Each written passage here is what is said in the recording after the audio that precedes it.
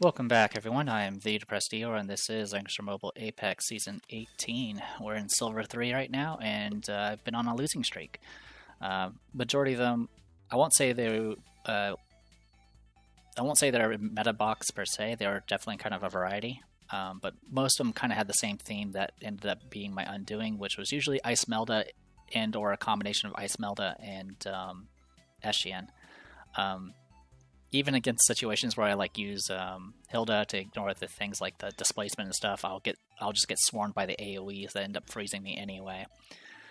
So still trying to wrap my hand around all that nonsense. In any case, speaking of Ice Melda, so this box is 2 healers. Yeah, 2 healers, 1 tank, and then the rest is just rush, DPS, AoE, and all that nonsense. Even has a old Zerida in there. So they took out my Rosen Seal, and I'm going to go ahead and take out their Andriel because I don't really have an answer for him yet. Once the new character that's coming up comes out, I'll have a few more options to deal with Andriel, but right now, not really. Being able to give out self-reses will definitely give some more variety. In any case, my opponent bans 2 of my tanks immediately, so I was like, okay, I guess that makes my decision for me. And they grab Isolde. My luck going against another opponent's Isolde has always been trouble. The only times where I've had the advantage is usually because I had an Isolde and then I outpaced them with Act-Agains. As you can see, with as I mentioned before, I learned my lesson. I'm not going to deal with Eshian. I'm not going to deal with Ice Melda. The rest of this is annoying, but not.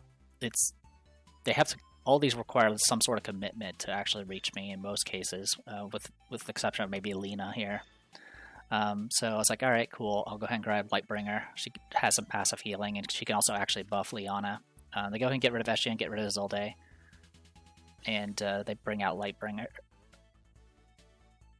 So at this point, they pick their tank. I go ahead and get rid of Namiya. This map is pretty good for Namiya, and I didn't want to deal with the turn 1 AoE rush. Zerida, I don't really have an answer for it, and I don't use a lot of. I tend to be a mix box as far as what my setup ends up being, where I have maybe 1 or 2 actual killers, and then the rest is just support, tank, or healer. So Zerida is actually really dangerous for me, so I go ahead and get rid of her because at this point she's actually a very effective assassin, but she's more like a missile that you just fire at the enemy, and then your missile inevitably explodes as well. I grab Ice Melda. I know usually if I get Isolde banned, I usually go for Silvaria, but against their Isolde, I'm not confident that I'll be able to. Well, one, it's Isolde with the mobility increasing accessory and the move again, act again. There's just no way Silvaria's range will actually make up for that. So I go ahead and grab Ice Melda, and they get rid of Silvaria, get rid of Namiya. They go to Rosen Seal, which I'm completely fine with. I go ahead and get rid of Sword and Light and Shadow, get rid of the Awakened one. I definitely want to get rid of their Act again, but since they already grabbed a healer, I was feeling pretty confident that they're not going to back-to-back pick healers. I go ahead and grab Grid Shield, which can actually buff Ice Melda, which is nice. Also, she can throw her shield, which will help with bypassing guard. They go ahead and get rid of my Freya, get rid of my Awakened one. They grab Leon, which is fine by me. And at this point, I get rid of their Leona, I get rid of their Autumn Kelmo, so pretty much all their extra mobility I got rid of. Lena is going to be kind of annoying. Oh yeah, this character, I don't even remember her name. Funny enough, when I just cut off the video to go and pull up freaking the wiki, I actually remember her name. It's Tormalik, I believe. I know she can get some extra range. I know she has this weird balancing mechanic, but I have never actually encountered Tormalik, and I've only played her enough to do her awakenings and all that nonsense. So yeah, I know she's kind of like a thing for the new time rifts or whatever, which I haven't even done. So yeah, I don't really know anything about her. I think I saw her in that one Centaur lady's story as well. So I go ahead and grab SP Almeda.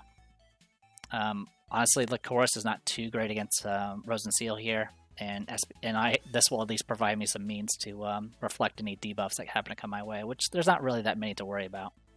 But also I can passively debuff them or get rid of their stacks, whichever. Anyway, they grabbed Tormalik over Lena, which I don't know why. I can't, because Lena is. I think Lena is better in almost every aspect. Lena has extra range that doesn't have any requirements. Has a really nasty AOE. I don't know. So Tourmaline, let's go. Let's read about Tourmaline, shall we? Primal Resonance intelligence increases by 15%. Start with 2 perceptual and 2 rational. When perceptual is greater than or equal to rational, you get +1 range. And after actively attacking and dealing damage, you'll heal allies around you. And if rational is greater or equal to, you get +1 range. And then when initiating battle, you'll deal fixed damage equal to 1.1 times int to the enemy once before battle. And after an allied unit takes action, if they are actively attacked on their turn, convert one of the rational into perceptual. Otherwise, convert perceptual into rational. This can't be ignored, and they can still be stacked up to 4 times. Yeah, I don't know. So right now she starts out with 2 of each, and that means she actually is equal on both counts, which means she has additional +2 range. She has the ability to convert with Rhythm of Life to kind of fix her balance if necessary, and also get some plus damage and damage taken when actively attacking. Yeah, she can also reflect damage, and then she can move. Okay, she does have move again, act again. It's only 2 spaces, and she only has a 3 move, so it's not too fantastic, but it's better than nothing. Besides that, she also has take Dawn of the Unbound, which I think is her 3C. It has a passive on it. Yeah, so she can actually, as long as our stacks are equal, she'll actually reduce cooldowns. Yeah, and it does a single target 1.7 times, and it does additional effects based off the perceptual. You can dispel buffs, you can give debuffs, and if the attack is not guarded after battle, applies a teleport effect that teleport the enemy to a random location within 3 blocks. So really, it's interesting, but the problem is she's so short-legged that you don't really have any way of actually implementing her. But yeah, honestly though, the teleport part is not really that useful because I have Lightbringer and she's immune to displacement. So it is what it is. Anyway, Omen of Calamity is just a single target 1.5 times, and again does some extra stuff, dispels debuffs, and ignores partial magic defense with the other stacks. Has sorceresses, which is pretty common. Alright, Leon, pretty standard kit. Chivalry, 3C with his passive, Steelmane Werewolves. We got Isolde with all her exclusives and Steelmane Werewolves. We got Lightbringer here with 3C, Discipline, and Strengthen using Holy Guard Mages. Which in hindsight I should be switching. Actually, no, that's fine. And then Rosenseal here is all heals with sorceresses. She's also the mage version. On my side, I have SPL Meta with all of her exclusives, 3C, and then her 2 SP skills. And then she has Windbloom Channers. Grin Shield, pretty standard kit. All of her she has Cold Shield, 3C, and Air Slash. I was about to say all of her exclusives, but that's not true. Has War Falcons at her troop. Leona. We have Act Again, Heal, and 3C with Windbloom Channers. Sovereign of the Ice Abyss, also known as Ice Melda, has all of her exclusives. She has her single target, her 3C, and her chain. And then on top of that, she has Fairy Spirit Prophets. Besides that, I don't know if this is our first video with Ice. I think we've introduced Ice Melda in one other match. We got Lightbringer here, Discipline, 3C, and Light Flow with Holy Guard Mages. Okay, so with all that said and done, let's get started. So right now I'm kind of just passing turns, just trying to see what my opponent will do. I went ahead and got Stacks of Reflection up and running. And my opponent is going right for the corner. Pretty much the key here is there is Isolde. Everything else here is pretty easy to handle, I think. I mean, I don't know what Tormalik will do. Got Lightbringer here. Yeah, I'm pushing pretty aggressively so I can... Because if I push aggressively, it actually forces my opponent to pick certain wills with Isolde. Because if there's no pressure, you can just safely grab her cooldown reduction 1, which will actually speed up her process. But she's actually taking the guard bypass 1, Solidarity, or whatever it's called. Or Solitary. And then, of course, well, I'll have to wait until the turn ends. But yeah, so right now she has guard bypass. She does have a move that has 2 range now and allows her to move 3 afterwards. So that is something I'm going to have to take into account here. Yeah, went pretty aggressive here.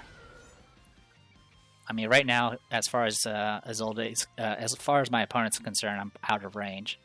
I did make a mistake. So originally my plan was to actually do some goofy things, using Act Again and then Sovereign, and using Isomelda's 3C to drag Grinshield closer. But I kind of got ahead of myself. I pushed Grinshield very aggressively when I really needed her to stay back a step at least. Because if I had to stay back a step, I could have then done Act Again on Grinshield, then do Isomelda to pull Grinshield into range, and then try to use her to take out Isolde. I'm not sure if that would have worked or not. It's hard to say because obviously things like Last Rites exist, and that shield pretty much soaks most of the damage that the various fixed items would do. So maybe a mistake, who knows? But yeah, my intention originally was to do an Act Again and push really aggressively. But also, I also forgot that you can only chain 2 people at a time, which I mean I could have chosen someone other than Isomelda. I believe I could have done Grinshield and Lightbringer and then push them both forward, and then throw the shield and then go to town. But yeah, in this case, it wasn't really that big of a deal. I go ahead and use this opportunity to go ahead and get 3C up on Elmeta. This is mainly just to get some extra passive healing. Also, Elmeta never gets buffs, so I may as well give her some. So yeah, they're completely closing in on Isolde, trying to protect her.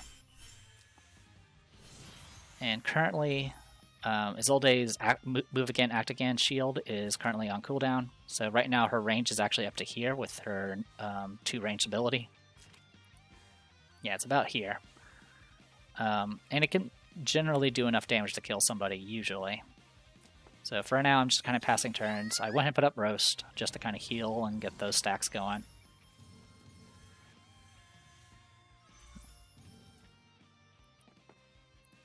So doing Strengthen, which no real reason to do that. Alright, but there's the one thing to note. My Isomelda does have Spirit Shoes, and I can actually safely get out of range of Isolde here.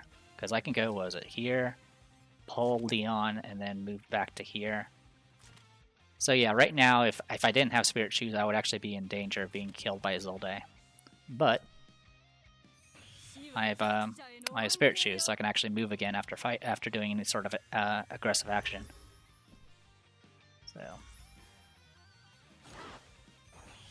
So even at full health, doesn't stand a chance. And then I go ahead and just move 2 spaces back. Also, she is strategic, so getting a kill with her does refresh the faction buff. And then I think my opponent either gave up or ran out of time. I don't know which, because my opponent was taking a while on their turns. But yeah, could not get kill here, and at this point I would just be able to get. I have an Act Again coming. But I think my opponent either ran out of time or gave up. Either way, I think my opponent recognized that they were kind of screwed at that point. So yeah, very short and sweet. The previous matches were also pretty short, unfortunately. It's always losing initiative against their Isomelda, so I'm definitely been considering banning her a lot sooner now because I don't really have an answer for her. But yeah, I believe it's next week we'll actually get a new character who can actually be a really neat support character. That'll hopefully open some doors as far as how to handle some of these meta boxes. But yeah, until then, I am the Depressed Dior. This was Langrisser Mobile Apex Season 18, and I'll see you guys later.